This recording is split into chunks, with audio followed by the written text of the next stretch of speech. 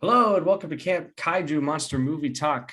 I am your co-host Vincent Hannum, And I'm your co-host, Matt Levine.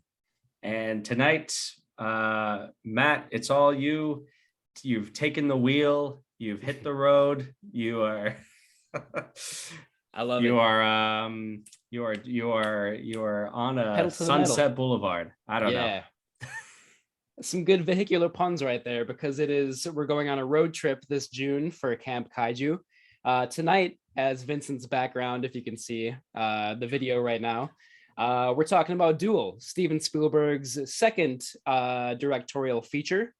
He had made another TV movie before this, which, full disclosure, I have not seen and seems actually pretty hard to find.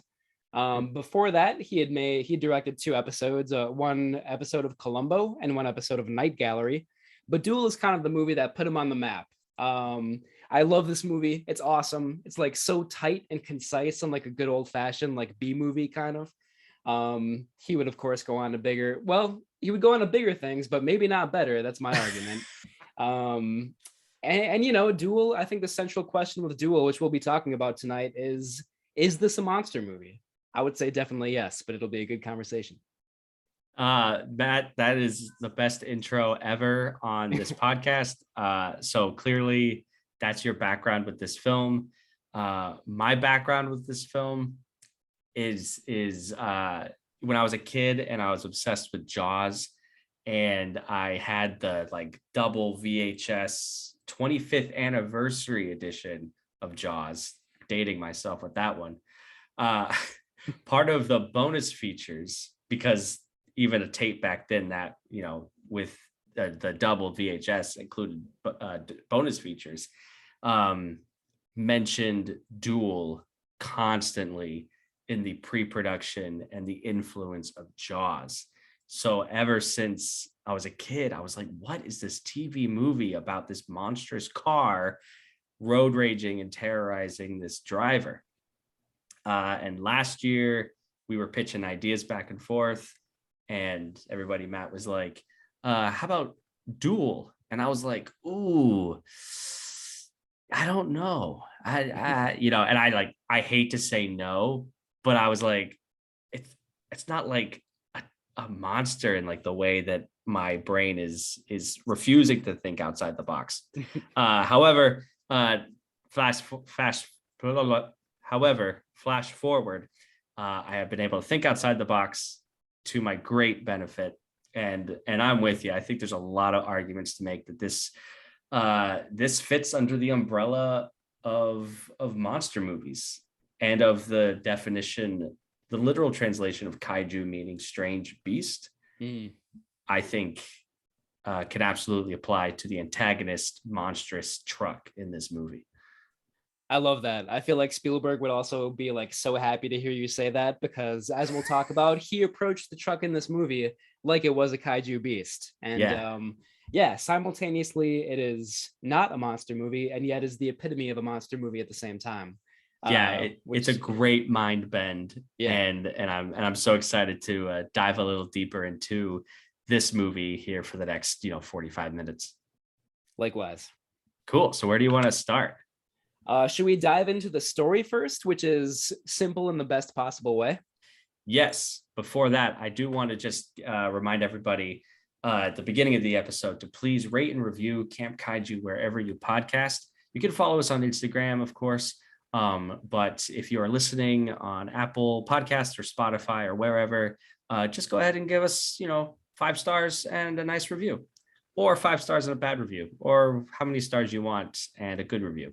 You can mix and match, folks. It's going to be a good time. So without further ado, stars in any review. Yes. Without any further ado, let's get on with it. So we'll start with the story. Again, Matt, it's simple in the best possible way. A man whose name significantly is David Mann, with 2 N's, I might add, is driving through the Mojave Desert on a business trip. Almost immediately, he is terrorized by a dilapidated tanker truck, which aggressively passes him, tries to run him off the road, coaxes him into passing when there's an oncoming traffic, rear ends him, etc. It's madness, folks.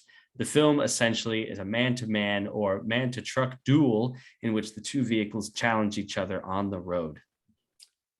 And there are a couple detours along the way. It's not all just kind of like this tete-a-tete, if you will, on the road. There are a few stopovers. The man, once this truck starts terrorizing him, he does kind of gets run off the road.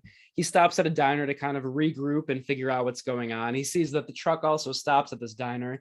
So he tries to figure out who this malevolent driver could be. He sort of like suspects all of the diners that are in this restaurant. He kind of looks at their cowboy boots, which is the only part that he's really gotten a good look at, and the audience too. Like, we never really get a good look at this guy either. We don't really know who he is. So David tries to figure out who it is at the restaurant. He even kind of has a confrontation with a random sort of stranger there, but it turns out that it's not that guy. Eventually, he does get back on the road, and the harassment from this truck driver, or really in the terms of the movie, just this truck without the driver really so much prevalent in the movie, continues. Again, it tries to sort of run David off the road. It's very aggressive for no discernible reason. After David leaves the restaurant, he comes up to a school bus, which is stalled. He tries to get the school bus unstuck so he can get back on the road. But of course, that's the moment that the truck sort of reappears.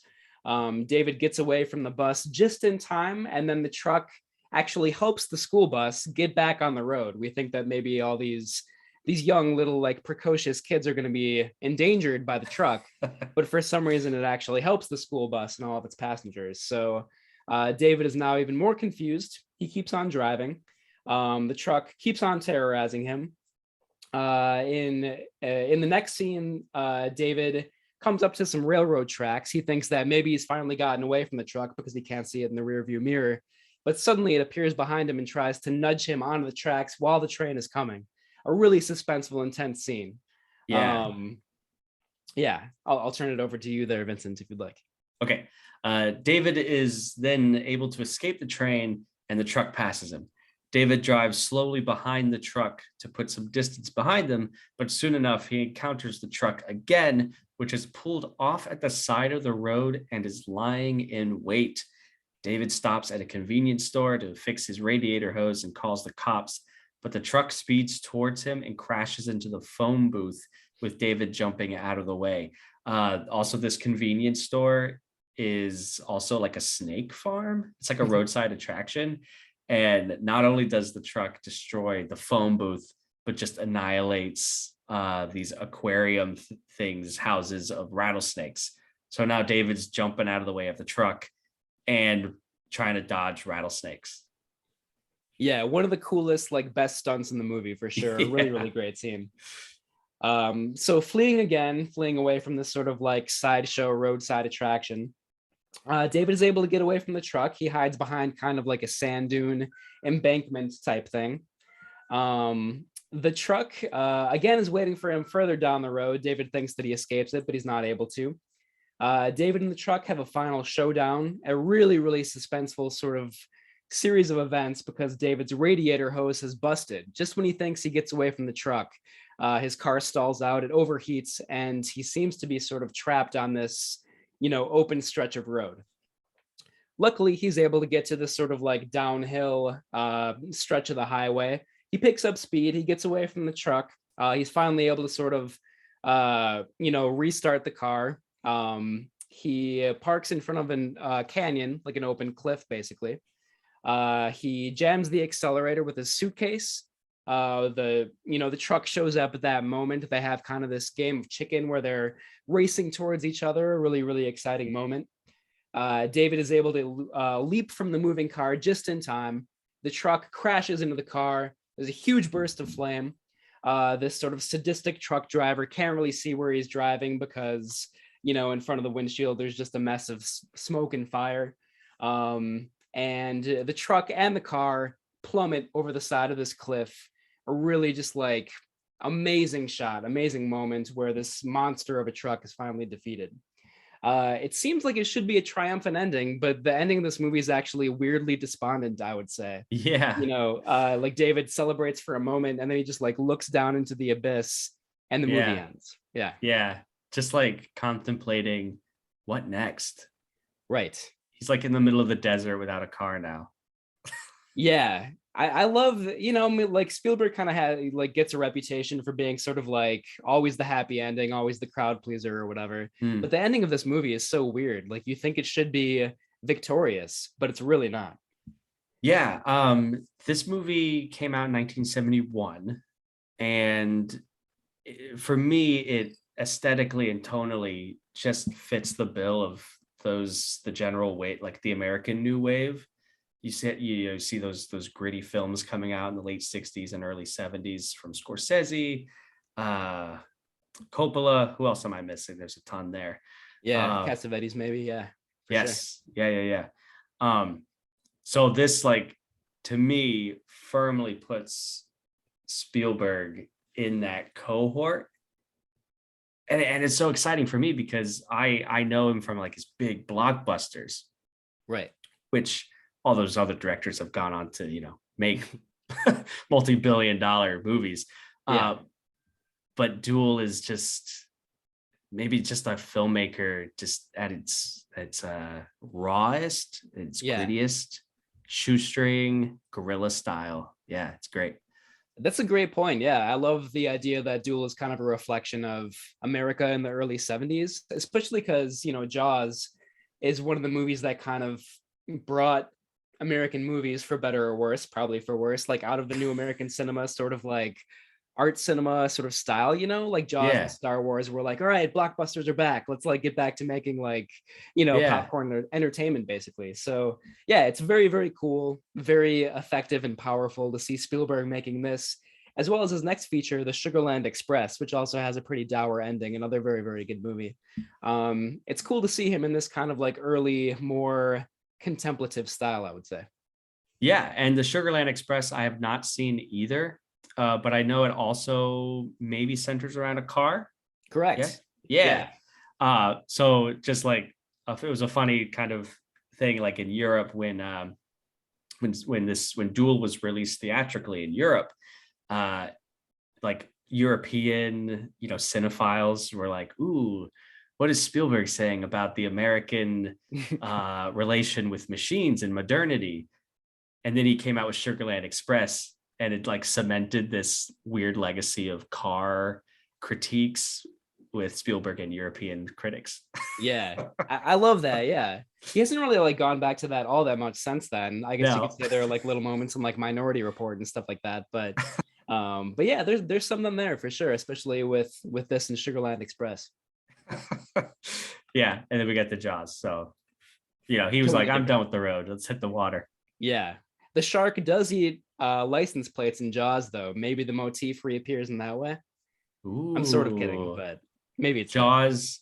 He is saying that he's consuming, he's eating, he's cannibalizing his own reputation Ooh, for car horror. Yeah, yeah, sure. we'll Let's go with not it. scratch that itch right now, that scab. But We'll let it marinate. yeah, Yeah. it's there. I love it. All right, where do you want to go next? We can talk about the cast and crew of Duel. Cool. Of course, we already talked about Spielberg. He would go on to be arguably the most kind of like superstar director in American cinema over the last 50 years or so.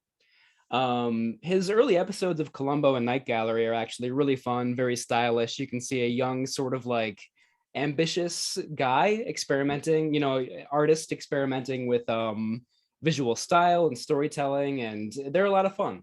But as we mentioned before, Duel and Sugarland Express kind of put him on the map, and then Jaws, the spaceship took off from there, if you will. Yeah. Um, Sorry. yeah, Spielberg was 25 when this came out, which is an incredibly young age, I think, for making such an outsized impact with his yeah, first feature film. Um, right. yeah, he was 25, and I was watching the bonus features on the Duel DVD, and Spielberg himself is speaking in an interview, and at that time, like there was a lot of like he would get pushback sometimes from veteran actors and old timers Mm. based on his age, and he's just like, guys, like, I'm just trying to make a good movie. Or this was like in his TV day, and he was dealing with TV actors who maybe were a little salty that they weren't Yeah. the Hollywood actors, you know? Right. Yeah, like Joan Crawford was in that Night Gallery episode. And Yeah. this might be an unfair assumption, but I think their relationship was a little bit fraught at times. Yeah, he was even younger than 25 at that point. Yeah, He's just, and do you mind if I just go on a little bit? please do. Okay. Because like I love listening to Spielberg talk about his TV days. He didn't want to do it at first. He's like this intern or apprentice at Universal Studios. He's just a young kid, and he just immediately wants to make movies. And then, mentors of him told him, Steven, like, that's not how it works. Yeah, Make some go do TV. And Spielberg, he was reluctant at first, but when he got on TV sets, he realized he can make the most of it and use TV directing as sort of his playground for figuring out and cutting his teeth for feature length stuff. So like things on Night Gallery, Columbo, he was doing actually a lot of really cinematic things that were unusual for TV at the time. Yeah, absolutely. Yeah. And, like a lot of other directors kind of had a similar trajectory, like Robert Altman, Sidney Lumet also like started in television and then worked their way to film. But yeah, I think like the assumption then, and probably a little bit still now, even though there have been so many great TV series, is that television is like the inferior medium. And like when you make it to film, it's like when you've really made it, you're a success, But I feel like movies like Duel show how wrong that is. Like this is such an artful, well-made, stylish, visceral movie.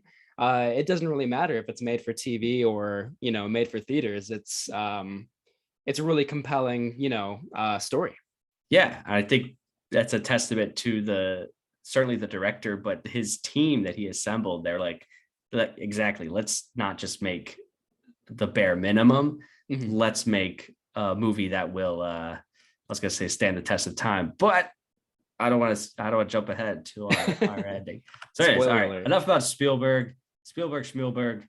What else about cast and crew? Who else was in this movie? Well, I mean, like the only actor that we see a lot of is Dennis Weaver as David Mann. He's the only character with a full name. He's the only character who he doesn't really have a lot of dialogue, but he certainly has like a majority of the screen time in the movie.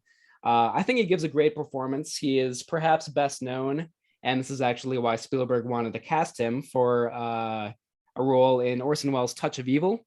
He plays kind of like a very nervous, paranoid guy who works at a motel at which a lot of kind of criminals and drug addicts hang out, just like a really seedy, shady spot. So, Spielberg saw him in this Orson Welles movie and was like, this guy's sort of like mixed between being an average guy, but also just like a nervous wreck. Is perfect for this character of David Mann. Yeah. Which it is for sure. Yeah. We also have a stunt driver named Kerry Lofton, who had been in movies. He'd been doing stunt work for a very long time.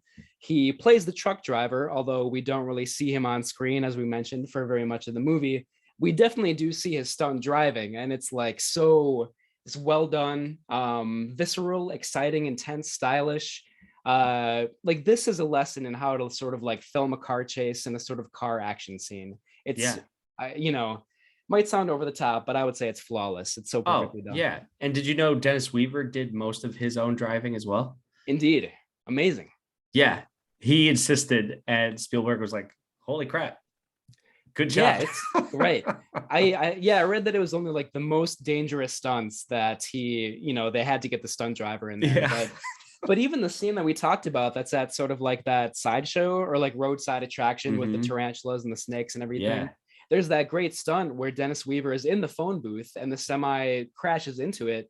Yeah. And that was really Dennis Weaver. Like they had kind of like some safety precautions in place for like at a certain point he had to get out of there, otherwise the truck would veer off the path. Yeah. But it looks incredible in the movie and it's so well done.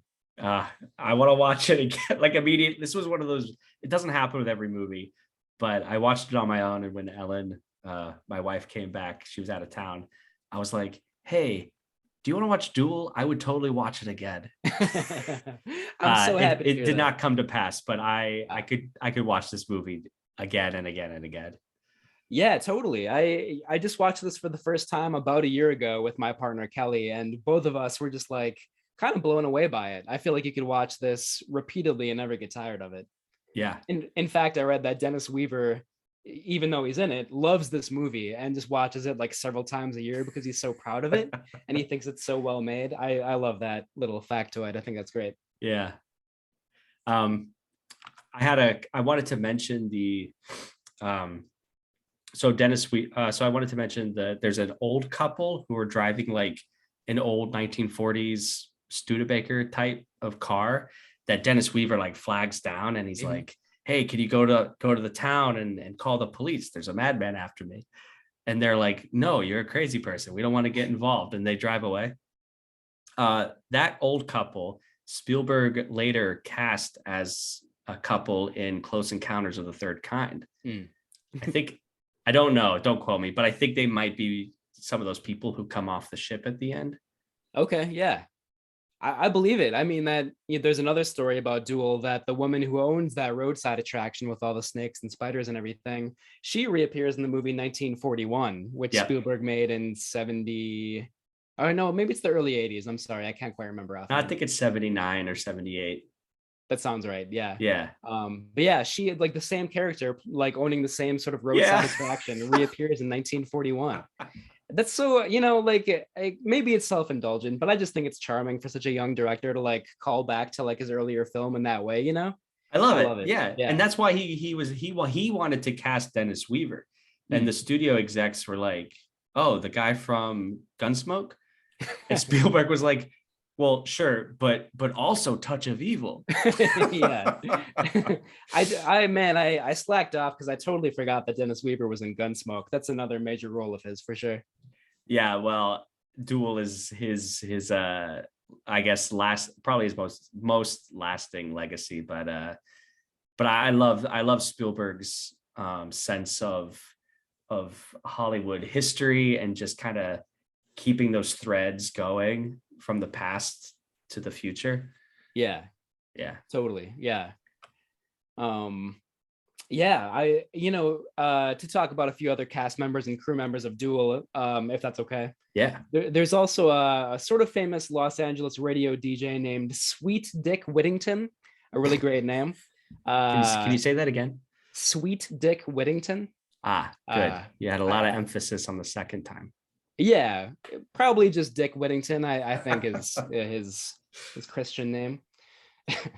But anyway, he has a kind of a cameo in this movie where, like, towards the beginning, he calls into a radio show and he's kind of complaining. He sort of actually comes off as like a male chauvinist in almost like a satirical way, I would say. Mhm. He's complaining because his wife is the head of the household. She's the breadwinner. She has the well-paying job, and he kind of stays home and like raises the kids and does the housework and stuff like that.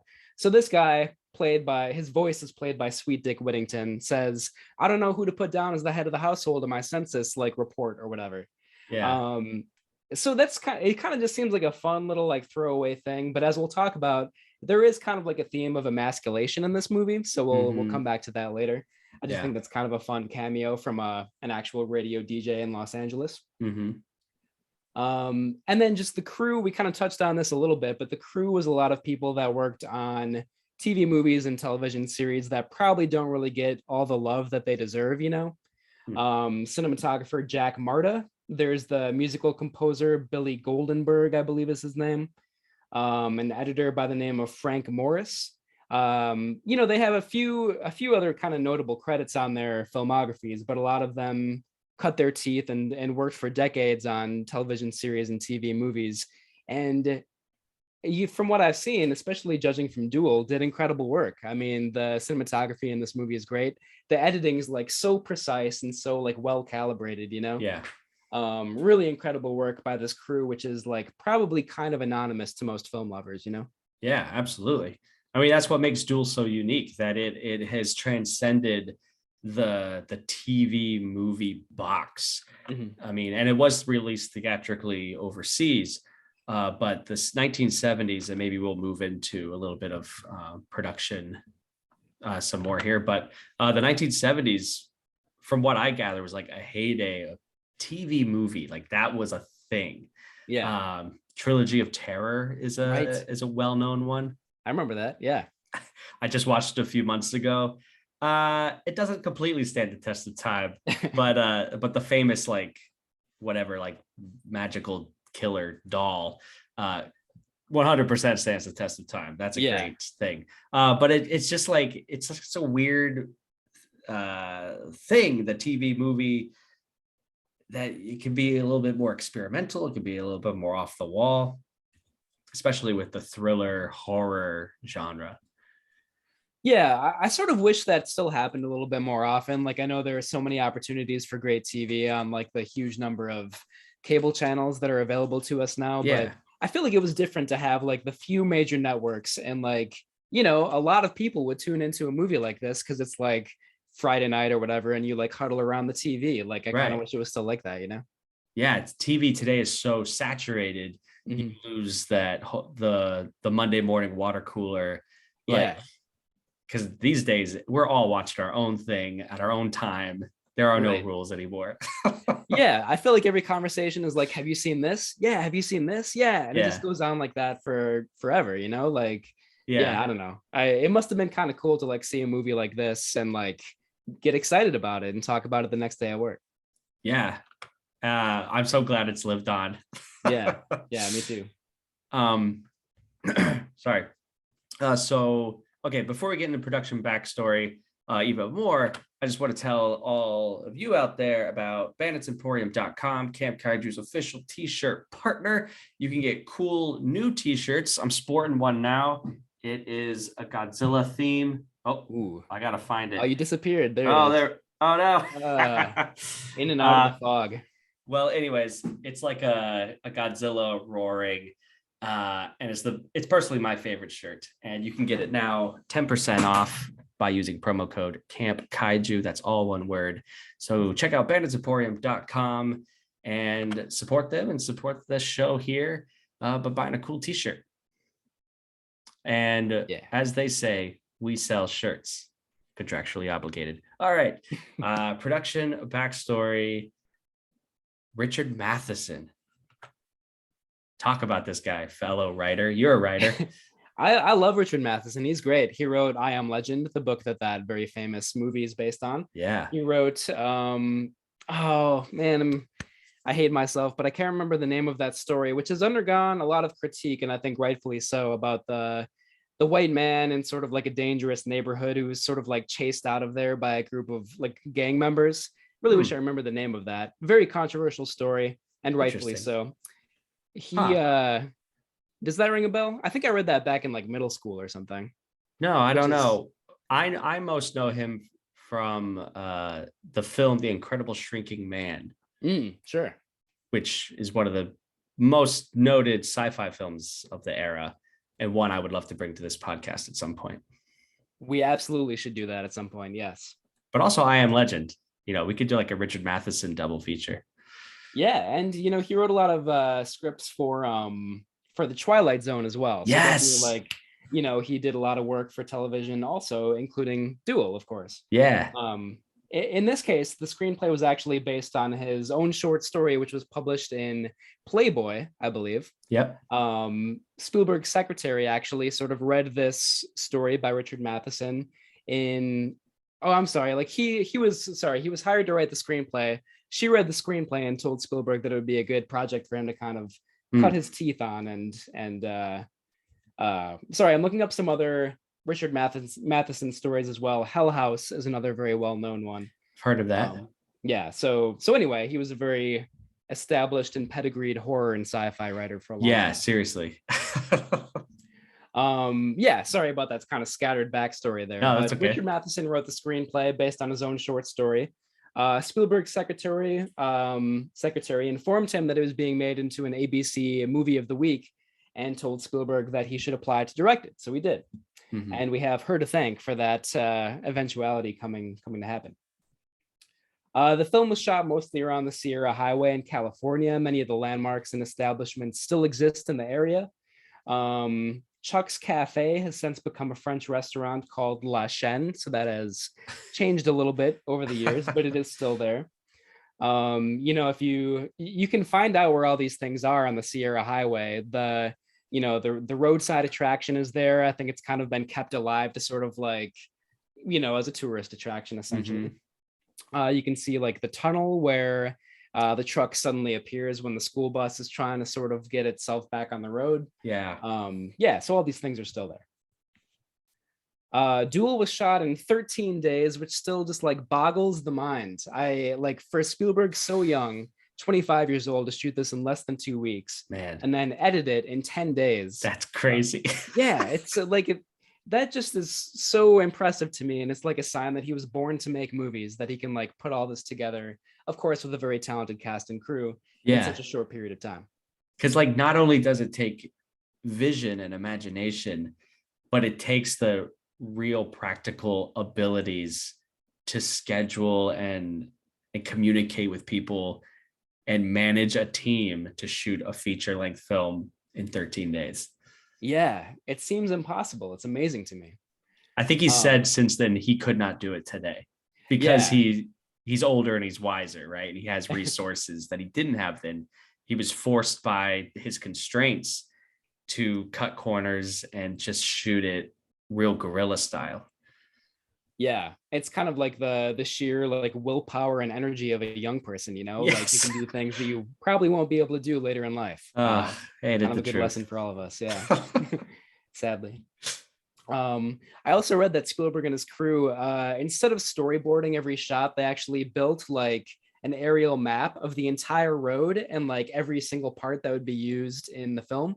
This like sort of model construction took up an entire motel room, and this is the way that they like kind of planned out each day of shooting, which is just so cool. It's so imaginative and so exciting to me. Yeah, because it's like, and I think it speaks again to the youth factor as a positive. He's yet to be quote unquote corrupted by technique. Later, of course, he would storyboard his films like every well-trained director does. But at this point, he was like, I don't have time for that. I just got to do it the way I got to do it. Yeah. And like for it to come together so seamlessly is, again, I know I'm repeating myself, but just super impressive. It's so amazing. And he like him and his film, the camera crew, they attached cameras like all over the two cars. And they did have a third car that was like really low to the ground, that they would to get those like low angle shots of the cars, of the two main vehicles. Yeah. A lot of like tricks too to kind of what's the word I'm looking for? Just kind of fool the eye into thinking that the cars are going 80 miles an hour. Right. He would like make sure that there was mountains, as you can see in my picture, in the background. Because he said even at 20 miles an hour, if you're shooting that truck at 20 miles an hour, but you have mountains in the background, it's going to look so much faster than it actually is. Yeah, for sure. They also use the same camera rig that the movie Bullet used with the great car chase starring Steve McQueen. There was a special camera rig that they made for that movie where the camera would be only like a couple inches off the ground, but like attached to a speeding car. So yeah, like you said, like a combination of like that camera setup, but also, like kind of having the landscape in the background. Gives the illusion of all this intense speed when really like all the stunts were of course very safe and very well planned out. It's so convincing though, and really exciting and visceral. Yeah. Good stuff. Yeah, totally. One more little tidbit of the production backstory that I wanted to bring in, if you don't mind. Please. Because it was a TV movie, it was only about 74 minutes long initially. That was to like fit into the running time and have commercials during its original broadcast.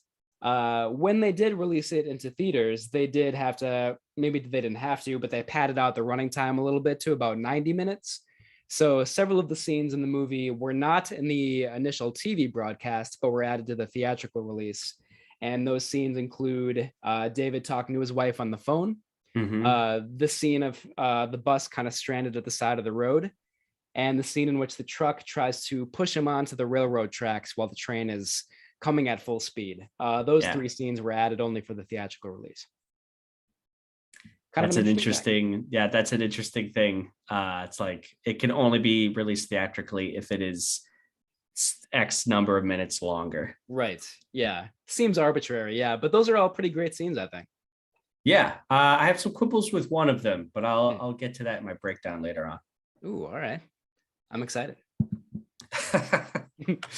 What? A critique of the movie? I'm dubious, but we'll see. We'll see how it goes. All right, all right. How about themes? Yeah, let's get into it. Okay. Um, we talk about fear of the unknown and Spielberg, making the truck the essential villain of the movie and not the driver, which was a very conscious choice on Spielberg's part. And Matheson's actually. It was true to the original story that the driver is to never be seen. Now, of course, in the film, like you do see the driver's arm, right, as he's like waving on David to like go ahead of him. But I was watching this movie thinking about the truck as a monster, and I was Mhm. like, yeah, like I see that there's a human in that car, but thinking like outside the box abstractly, I think that is just that quote unquote human is literally part of the machine. That Yeah. the machine is alive and is just, the human is just like another uh uh shifting gear or something. Right. Like it's not a person. It looks like a person, but it's not a person. Yeah, I love that theme about the movie because like I still, like the concept of like driving a vehicle is so commonplace. Most of us do it every day or very frequently. But when you think about it, it's still a very weird concept. Like it's both like interior and exterior. You feel like you're Yeah. in your own world, but of course you're not. There are countless people around you. And it does kind of like meld you to this machine and kind of break down the boundaries of flesh, but also like metal and like technology and things like that. Mm, Yeah, I feel like this movie does kind of touch on that a little bit, even though it never really kind of makes a big sort of conceptual deal about that. yeah. But yeah, I think the fact that like the truck is the monster, not the man driving the truck, Yeah. is one of the most unsettling things about the movie for sure. Um, and I think it kind of makes, I guess I just kind of touched on this, but it makes the known unknown, if that makes sense. Like driving Mm, again is so commonplace, but this movie hmm. turns it into something that's very foreboding, very ominous. I feel like most of us have experienced road rage in some ways, whether we like enact it or like bear the brunt of it.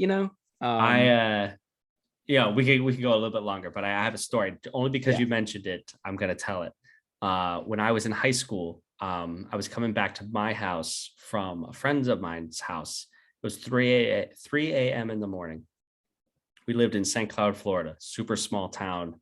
Very, my friend like lived out in the country, and super late, no one else on the roads. I was driving home, and behind me appeared a big white pickup truck. And just the way my brain works, I was like, boy, I hope that truck isn't like following me.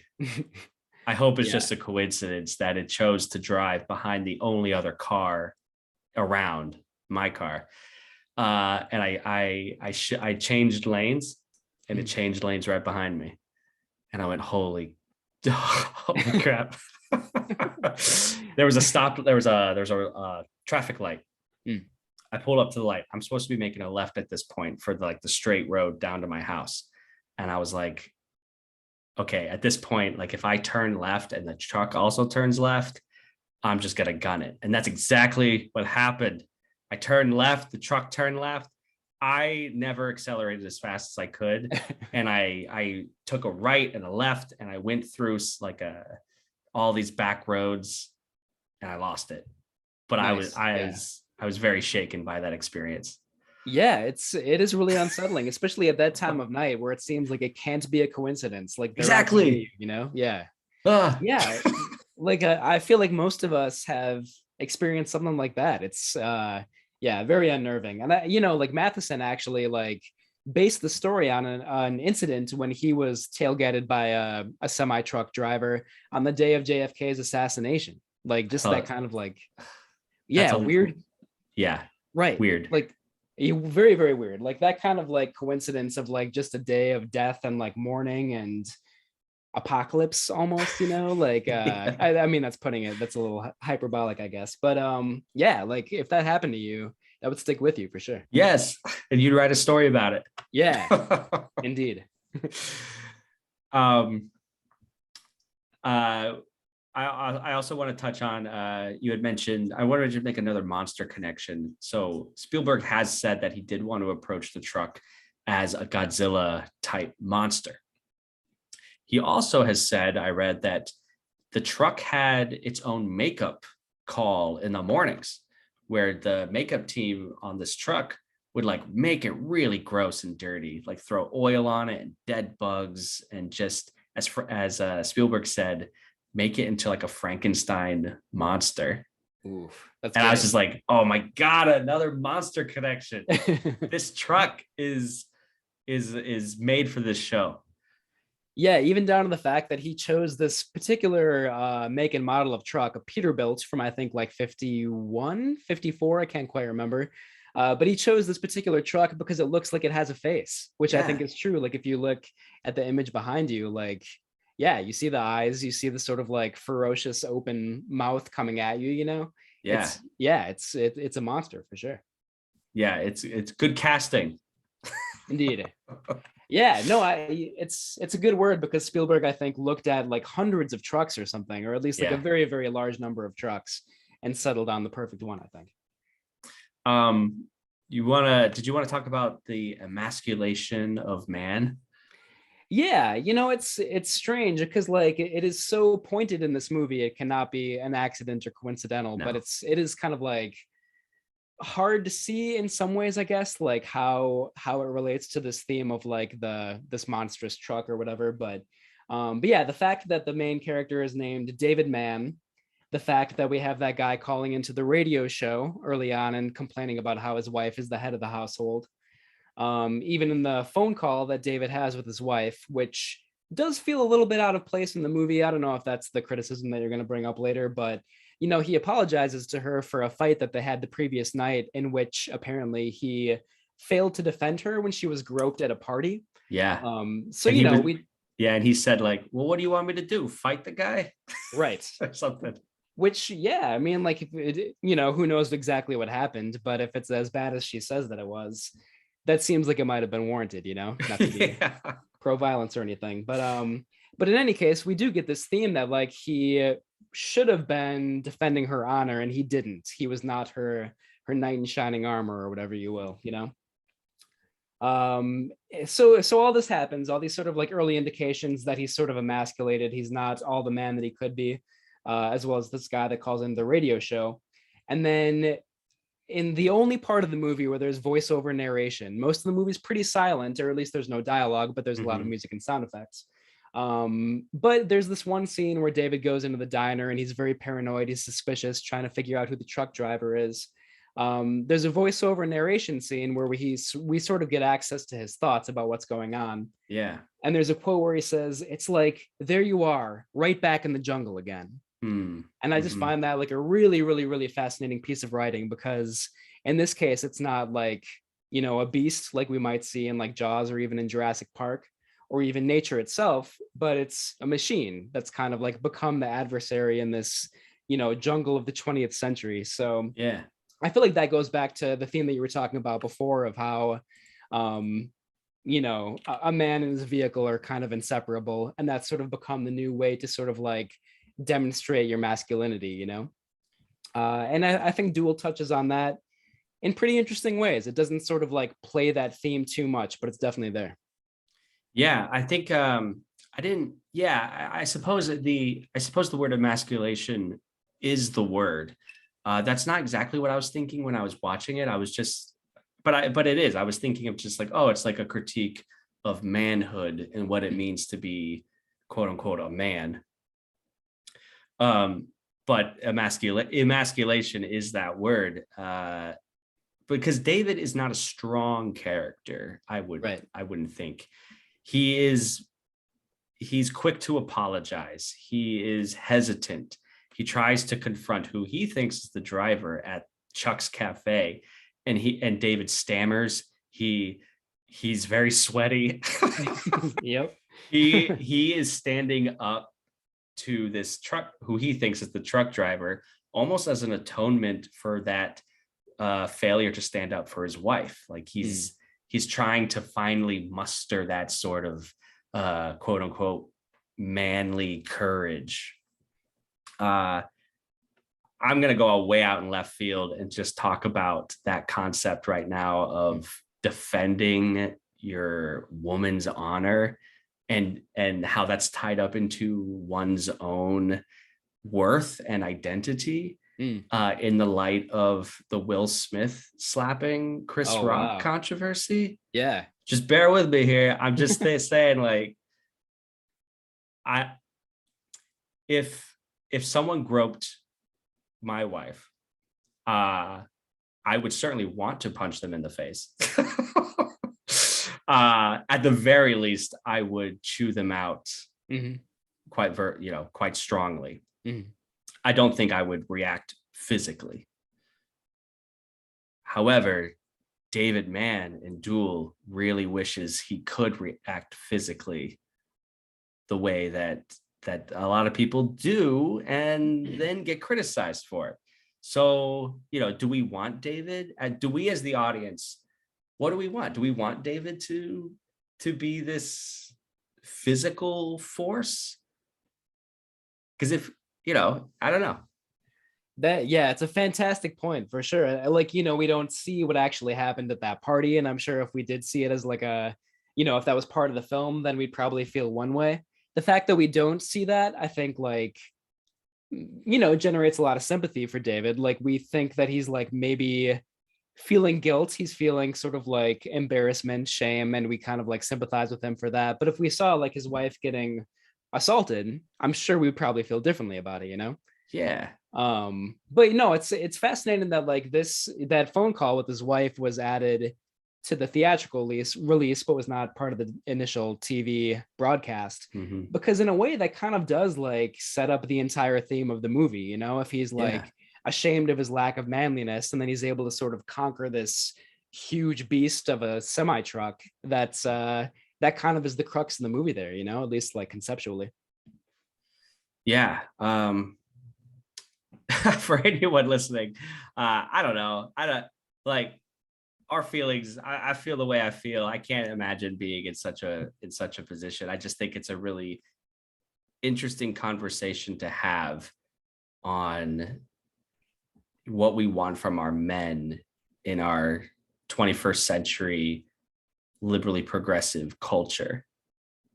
Do we want them to be these prototypical defender of their partners, or do we want them to just talk it out? Yeah, it's a great point, especially like in the early 70s, like a similar time but a very different time at the same time as well. You had like the feminist movement in the early 70s. You had like the Vietnam War and this sort of like overwhelming feeling of aggression and violence and tension. Like, I think you said it perfectly before when you said that this was like a Spielberg movie for the early 70s, and without really like explicitly bringing up any of those things, it does still kind of like reflect a time in which they were prevalent, Yeah. Well, thanks for bearing with me. I don't know if I'm always the most articulate, but didn't expect to. I guess as a male, it's like, interesting. The predicament David Mann finds himself in. Indeed, and the fact that Duel can make us think and talk about these things is pretty impressive for a made for ABC movie, for sure. If you don't mind, one more thing I wanted to add about that.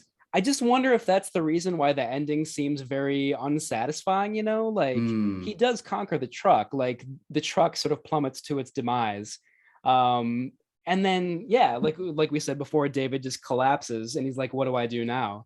Like, I wonder, it makes me think, is this all tied together in the fact that he does kind of like conquer his adversary? He reigns supreme, and then he's like, well, okay, great, what do I do now? Like, I feel like that it is kind of like related to this in a way where like that will not provide any kind of fulfillment or contentment. Dude, I freaking love that. That they're like, I think the truck is a monster. However, you could also say that there is a human in the truck, and David, while conquering the truck, also killed a man, even though he was, a murderer himself. Mhm. So it's like, yeah, there's no real triumph in that. Right. Yeah. Yeah, like probably at that point at the end of the movie, he's like, oh, like he finally realizes what he did. Like, yeah. Yeah. I just love the ending of this movie. Like, it's so ambiguous in the best possible way, where like what you thought was gonna happen is like just totally flipped on its head, and like, yeah, it really kind of shakes you for a while afterwards. I am shaking a little bit. Good. I'm so happy to hear that. That's what we're aiming for on Camp Kaiju. Say that again, sorry. That's what we're aiming for on Camp Kaiju. Shake you up a little bit. Yeah, not just from a monster destroying a city, but from deep psychological discussions of 20th century American culture. Indeed. Was there anything else in themes that we should cover before moving on?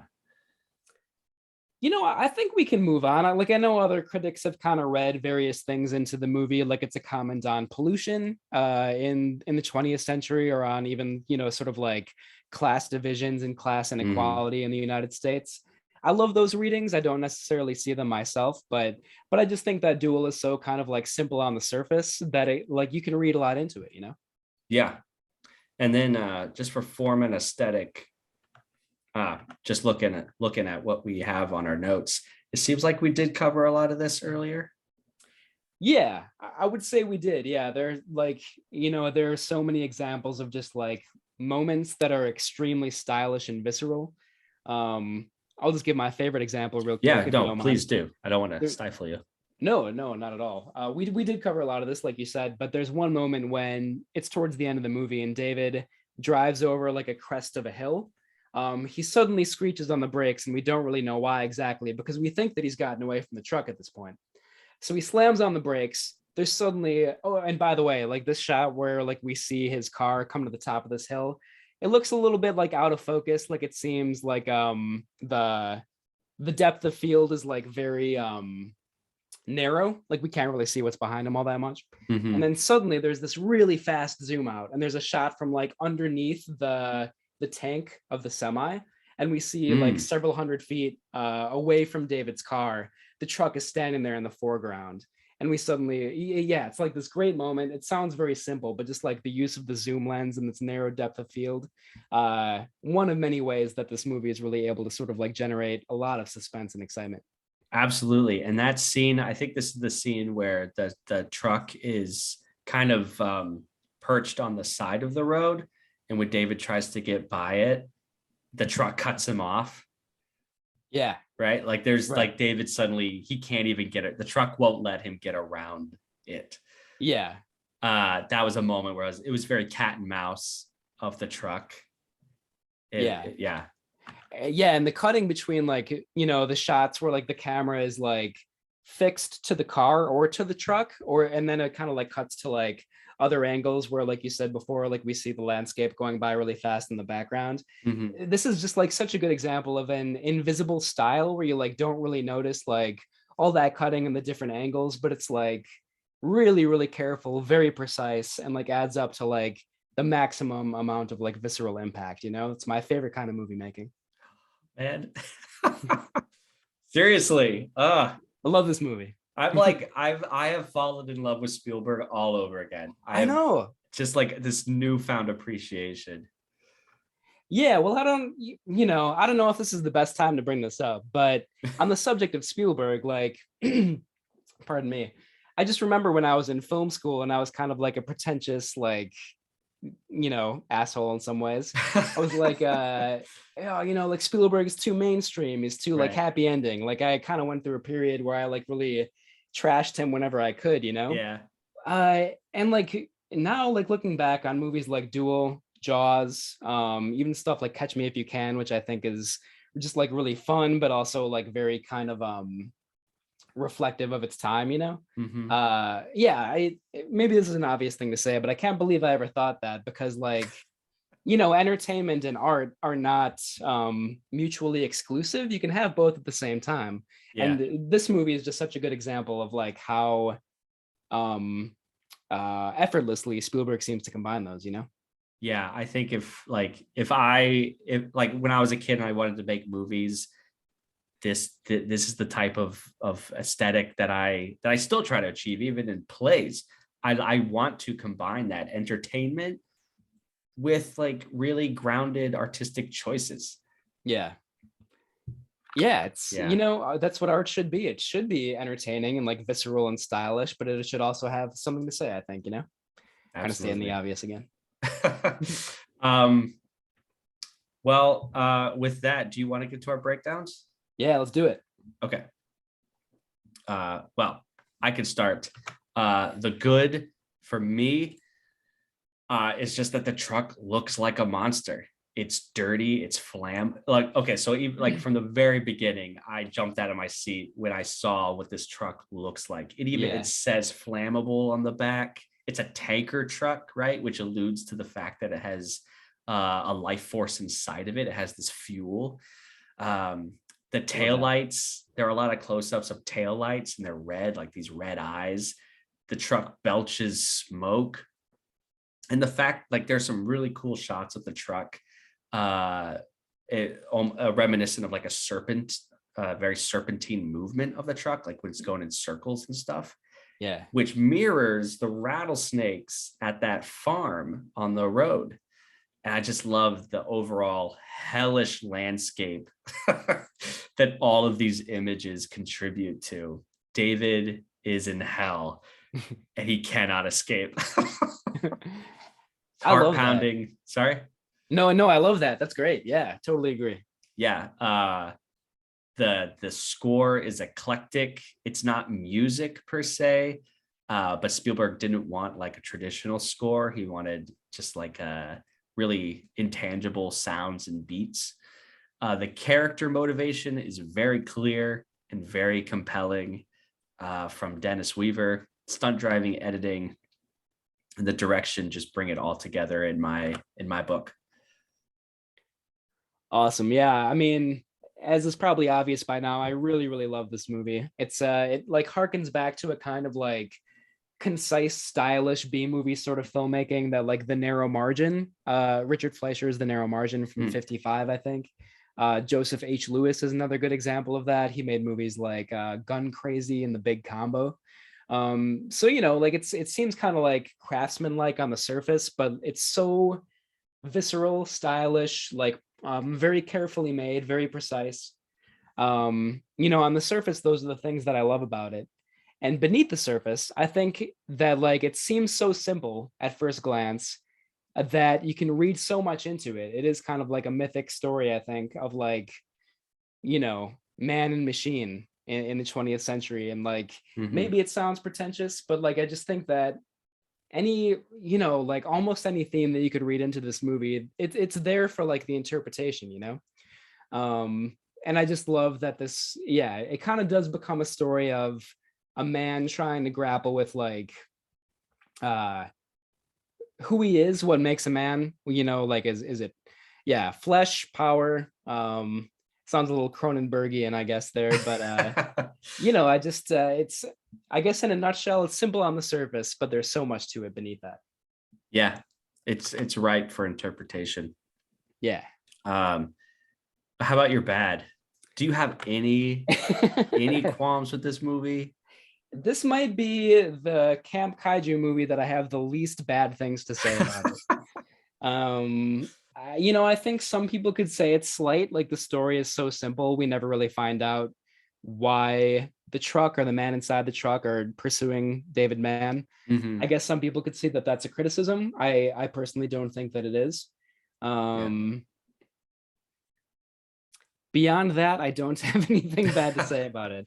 And I'm trying to like find you know, something to criticize, and it's hard for me. Yeah, well, I think that I don't fully buy that. The slight critique. I will say, like, I was a little cautious, like as we moved into like the second act of this film, where I was like, okay, how much can you truly milk from a movie based on this concept? Hmm. Right. Before it's like we've seen this shot before, this truck's done this trick before. Yeah. And yet, through the camera work and the direction and the writing, there are surprises throughout this film. Like if tricks are repeated, they're at least spaced very far apart from each other. So Right. you kind of forget that, oh, I saw the truck do that before, but really not enough to affect the viewing pleasure, I would say. Yeah. Uh, so my one actual critique for me, it relates to those three scenes that were added for the theatrical cut. Hmm. The scene of David talking to his wife. I dig it. I buy it. It gives me a great, just that alone gives me enough character motivation to invest in with David. Hmm. Perfect. Keep it. The scene where where the truck is pushing David slowly into the oncoming train. Great freaking suspense. That's one of those surprises where it's like suddenly, because I don't think before then the truck, well, maybe once before, the truck had like touched David's car. Hmm. And like all of a sudden, we thought this rule was like, oh, it's just going to be a chase, which is distant. But then all of a sudden, me as the audience was kind of like, oh my God, the truck is touching me. And it's very, very personal all of a sudden. Yeah. Yeah, it's a great point because like the way it's shot too, like we see David in the car and he seems like pretty like he thinks that he's gotten away from it, and like Yeah. suddenly the car shakes. Like we didn't even see the truck approaching. All of a sudden we just see Yeah. this contact, It's very Yeah. jarring. So I swear there's a critique in this. The third scene that was added theatrically was of the bus and the kids. I was on board when the kids are on the side of the road and the truck is lurking in the distance, and I am thinking that these kids are in danger, that truck is going to come roaring by, and not just like, I'm sure we wouldn't have seen the kids, run down by the truck, but something. And then that didn't happen. And then the truck, I would say, uncharacteristically helps the kids. Mm.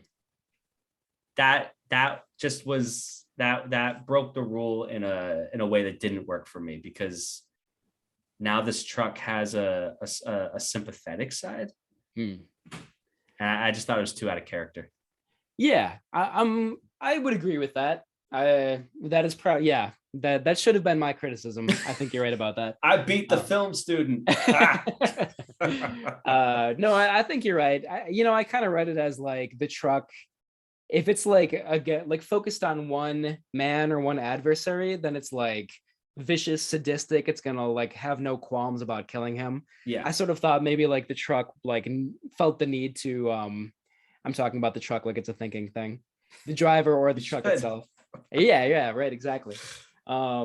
It seemed to me as kind of like a way to like avoid, I guess, basically like the attention of the police in a nutshell. I thought maybe that's why it did that, to like sort of like not appear like overtly menacing or like violent or anything like that. But also the Sure. truck could have just kept on moving past it. So I guess that probably doesn't really make sense. Yeah, but the truck is cunning enough to do that. Right. I just think I would have directed it differently, Mr. Yeah. Spielberg. No, I think you're right. I'm there for that reading for sure. That's probably the weakest scene in the whole movie. You're right. But not up until that point. It was Yeah. good until that point. Yeah, Anyways, I agreed. digress. The downright campy was difficult for me, but there was one moment when Dennis Weaver, David Mann, he's in the cafe and he orders a sandwich or a burger or something. And the waitress is like, "Do you need anything else?" And then before he can even answer, she leaves. And under his breath, he says, "Well, I'd like some ketchup." And it made me think of Milton in Office Space when he's like, my stapler. And it was such a weak moment from David, just a pathetic moment of damn it, David, ask for your ketchup. If you Yeah. want it, get it. Yeah, I mean that's kind of in keeping with maybe like the themes of the movie a little bit, you know. Yeah, I love that. Yeah. that made me Maybe, laugh. yeah. Maybe David will, become Milton later on in life. Sad thought, but it's very possible. Well, Yeah, I agree. There's not too much campy in this movie. I think there are moments of like unintentional humor. You mentioned the excuse me, the older couple that kind of like David asks for their help and they're like, no, you're crazy, we're not going to help you, and they just kind of speed away. yeah. That's a funny moment. I like that. It has like maybe a touch of camp to it, or at least kind of like silly humor. Mm-hmm. I noticed there's also a pest control car which David initially mistakes for a police car. Oh yeah, great moment. Yeah, it's a good sort of like, you think that salvation is there, and of course Yep. it's snatched away right immediately. Yep. But I noticed that the name on the pest control car is Grebleips, which is Spielberg spelled backwards. Oh really? Yeah, Grebleips. Amazing. Yeah, I mean that's just the moment where it's like, all right, you're excited about making your first feature movie, go for it. That's He cool, put his like own little Hitchcockian cameo into it. Yeah, I think so. And again, it could be seen as self-indulgent, but in this case, Nah, I think it's mostly just charming, I love it. Grebleips pest control. Okay. Well, let's vote. Yeah. Do you want to do the honor of or I could do it if you want, since this was kind of like your episode. Well, sure, whatever you prefer. Great. So we have four, for people listening and watching, we have four categories that we'd like to rate our movies on. One, it's a timeless classic. It definitely stands the test of time. Two, there may be some antiquated moments, but overall it's great and it stands the test of time. Three, it may be historically significant or just fun, but it does not stand the test of time. Or four, it's not worth revisiting at all. It definitely does not stand the test of time. Matt, I know how much you really hated this movie, but what do you think? For me, this is a timeless classic. It definitely stands the test of time. I would actually say it's maybe my favorite Spielberg movie. Jaws is probably number two. Yeah, it's kind of irresistible to me. It's like a perfectly made, concise B movie that doesn't seem to have a lot of deep themes, but I think it does the more you kind of dig into it. So that's Yeah. my sweet spot. I really love this movie. Great. I'm right there with you. Timeless classic, stands the test of time. It is the most heart-pounding movie I think I've seen in a really long time, from beginning to end. Did not leave the edge of my seat. So Jaws is still number one in my books, but this, I mean, honestly, this might be top three, like along with Jaws. No, I'm forgetting about Indiana Jones. Never mind. Mm. Duel is top five at the very least for me.